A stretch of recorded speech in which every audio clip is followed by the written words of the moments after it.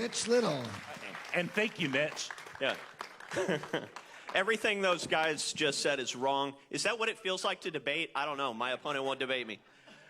My name is Mitch Little. I'm a lawyer from Louisville. Only successful impeachment acquittal in Texas history. Thank God we're here where we are. I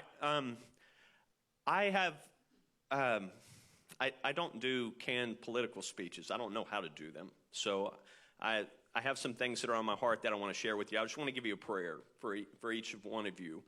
And it's just, Lord, make me a lion. Whatever it is that you're doing, if you're running for Congress, you're running for the House, Lord, make me a lion. If you're running for precinct chair, Lord, make me a lion. The time is now for bold and courageous leadership. So when I came home from the impeachment trial, my friends were saying, oh my gosh, you're going to make so much money. Like, you're going to be able to charge $1,500 an hour. Everybody's going to want to hire you. And I came home, and there was just this hole right here because of all the stuff that I saw when I was there. I'm so proud to be standing on the stage with these guys, but there was this hole that you ever have that thing where you just can't, this itch that you just can't scratch? I just saw something that was wrong happening. I thought maybe I can do something about it. So here's my message to you. I chose you. I didn't choose some big $1,500 an hour job. I didn't choose becoming a celebrity. I chose you. I had people asking me to run for House District 65, and I went and spoke to Jill Glover. Jill Glover and Gloria McDonald. And I came and sat in Jill's house. Jill was laying down. She had a drain. She was feeling bad. Gloria was there. And I had a moment that I just want to share with you. So she said, hey, have you ever read the legislative priorities before? I said, yeah. She said, why don't you pull them out and let's read them together. You read them out loud. So I did. Stood there and read them. And you know what? They believe in that stuff. And you believe in that stuff. And I started meeting people like you, like Melinda, like Jerry, Carol, Darlene, Jackie. I started meeting you. I go, I think these might be my people. I think that may be what's missing right here. And I chose you. It was hard. It was hard to choose you. It was hard to choose you because what happens in Denton County is we have the hokey pokey. Someone tells you to put your right foot in. You put your right foot out. You put your left foot in. You put your left foot out. You run for school board. You run for city council. Oh, it's not your turn yet. You don't run for a judge. Simon didn't say. Why am I running for this House seat? Because we need bold, courageous leadership, not weak, feckless followership. We have enough of that. All the SD30 candidates left already. I saw Drew Springer woke up today and he chose violence. He endorsed my opponent. And then he said, hey, let's reopen the impeachment. Is he by recording this? Skin that smoke wagon and see what happens. I'll spank you again and send you to bed without supper. If that's what I have to do, I'll do it. I'll do it 10 times. Because the people who are standing in the gap for you, the people like Ken Paxton, the people who are standing in the gap for you, they need people standing behind them who are bold and courageous, who are lions. You know, you asked me a question, why am I better? I'm not going to talk about my opponent. My opponent is irrelevant. Let me explain why she's irrelevant. Dade Phelan has decided that my race, a lobbyist called me and he told me this. If I said this lobbyist's name, you might know who it is.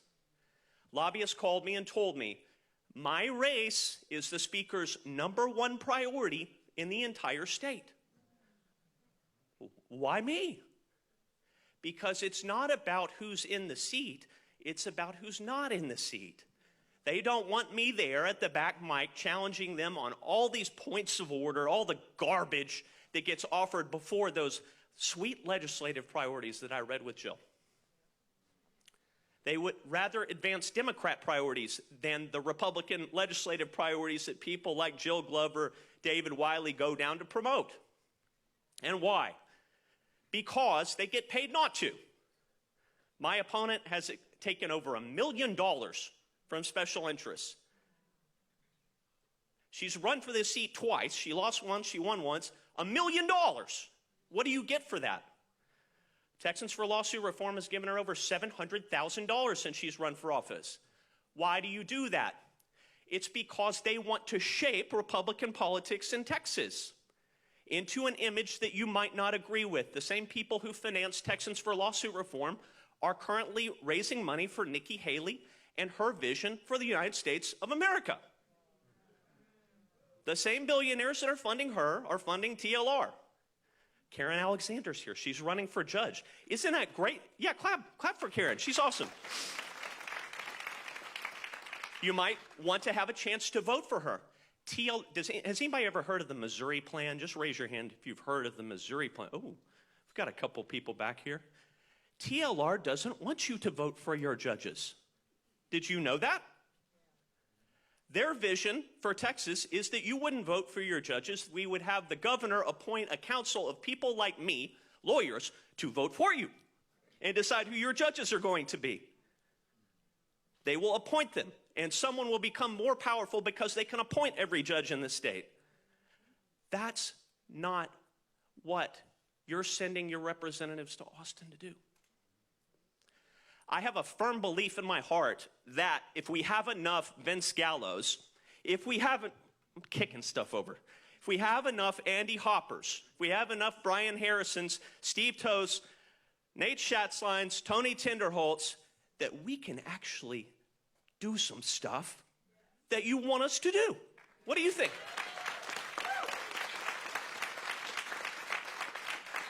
But it's going to have to happen incrementally. You have to vote for me. You have to vote for Andy. You have to vote for Vince. And it's going to happen one at a time until this wicked system that all these people who aren't here are part of are gone. You understand? It's going to happen incrementally, bit by bit. And it's because all of us have a little bit of this thing where we go, that's not quite right. And I can do something about it. Well, you can. You can. Vote. Take a sign. Get a T-shirt. Get some push carts. Go and block walk. Call and text your friends. Email your friends. Do what all these, like Dr. White's back there. Pull up in your convertible and go, get in, we're doing conservative stuff. Get in, we're doing conservative stuff. And if you will be a part of it, this state will change. It may not be today, it may not be next year, it may not be the year after that, but it will change. My name's Mitch Little. I'm running for the Texas House District 65. I would love to have your vote and your support. Thank you so much. Let's hear for these candidates.